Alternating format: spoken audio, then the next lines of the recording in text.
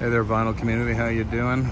It is Sunday the 25th of July. I'm on Queen Street West. Actually, I'm looking at the Horseshoe Tavern here. This is my third installment of Great Toronto Live Music Venues. And the Horseshoe Tavern is one of those amazing places. In fact, arguably, I think it's the greatest live music bar in Canada, historically. Anyway, that's an argument for another time, but just thought I'd wanted to give you a little background on the Horseshoe Tavern. Very lively area of Toronto. This is Queen West here. Incredible Queen West. This is Queen West. Looking that way is Peter Street, and coming that's east, and then coming west. Right at that corner there is Spadina Avenue. The Horseshoe Tavern is one of these storied places. In 1947, the original owner, Jack Starr, bought the Horseshoe, bought the site, bought the property, and opened this bar up called the Horseshoe Tavern. Actually, I'm not sure 100% if it was called the Horseshoe Tavern immediately, but it soon became a neighborhood hang,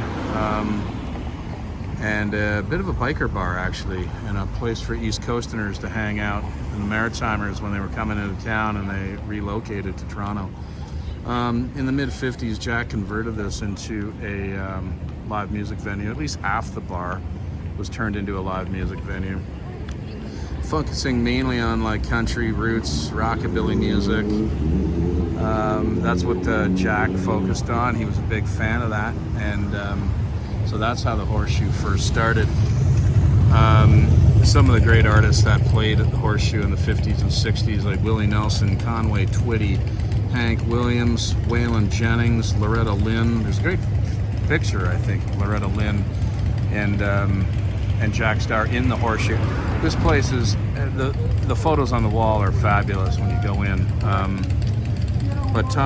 Yeah, Charlie Pride, Loretta Lynn, all those names were here. Jack was also a huge promoter of Canadian talent. And he was all about Canadian talent, and our own stompin' Tom Connors kind of made the Horseshoe his home for quite a while, from what I remember. Or not what I remember, from what I've heard and the stories go. So anyway, in the late 70s and early 80s, this place became more of an indie punk,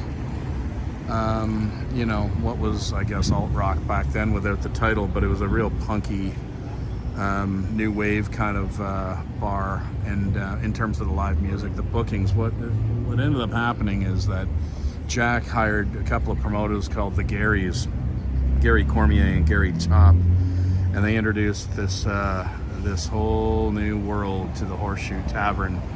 And bands like, oh my god, like the names are unbelievable. The Police, Talking Heads, The Cramps, MC5, the Dead Boys, the Stranglers, they all played the Horseshoe in the late 70s. Just an amazing place it was at that time. Really home to the Toronto punk scene. And some of the local bands that got their start here with the Diodes, the Vile Tones, Forgotten Rebels, Teenage Head, all were here. Now that scene was a little bit raucous, and it was a bit mayhemic for Jack, and Jack he was a landlord at the time. He really wasn't running the place day to day, from what I understand, but he kind of wanted the place to go back to its country roots and tone down the mayhem, so to speak. So the Garys decided to promote the last punk concert in Toronto, and it turned into a absolute shitstorm riot. The cops on horseback were here, trying to make cop cars. It was just chaos. The place was almost torn to the ground, from what I understand. It was featured in a film called The Last Pogo, and about that concert and what ended up happening here. Teenage Head, of course, I think the Vile Tones and Teenage Head played it, and it turned into an absolute disaster. The entire street, looking a lot different back in the late 70s, was just in absolute chaos. But anyway, that was the end of the real punk scene at the Horseshoe. In the mid-'80s, it came under new management, and Michael McRae, X-Ray they called him, and Ken Sprackman took on managing duties and booking duties here at the Shoe, also known as the Shoe. And you know, it got back to a little bit of country, but it was a mix of everything. It was country and rock and blues and alt rock, and it was a real, it became a thriving venue once again. And the mid 80s was, you know, it put the Horseshoe back on the map. Local acts like Blue Rodeo, Prairie Oyster, the Bobcats, Leslie Spit Trio, they all contributed, I guess, to what was then called and referred to as the Queen Street Sound. One thing I needed to mention about this place is that it also has what would be known as the most famous bartender in Toronto. Wait for that motorcycle to go by. Teddy Fury was hired at the Horseshoe Tavern in the mid-'80s, probably 86 zone, I think. He's been here for 35 years, from what I understand. Great bartender, lots of fun, unbelievable stories. Like the stories, you sit at the Shoe on an afternoon having a beer and talk with Teddy if he has some time, and he tells some great stories about the late 80s, 90s, even into the early 2000s, about the Horseshoe and the bands that have played here. Teddy Fury, what a great bartender. So also, you know, like lyrically, it's a cultural icon, this place, because even lyrically, in one of the Tragically Hip songs called Bob Cajun, they write the lyrics, "That night in Toronto with its checkerboard floors." Of course, they're referring to the Horseshoe Tavern's floors in front of the stage. Fantastic place. I've seen a ton of shows here. I even saw they even, you know, the odd time. I don't think they're part of the TD Jazz Fest all the time, but they certainly have some shows here. I remember seeing Dr. Lonnie Smith here.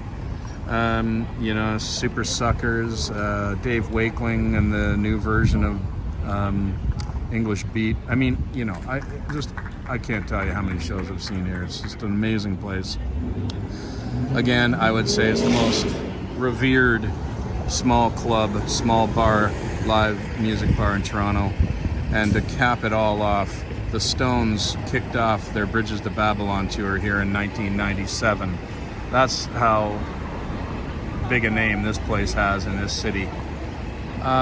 Anyway, that's my third episode of Fabulous Toronto Music Venues. I hope you enjoyed it. A little bit of history of Toronto music scene, Horseshoe Tavern, the incomparable, unmatched Horseshoe Tavern. Vicar of Vinyl is out of here.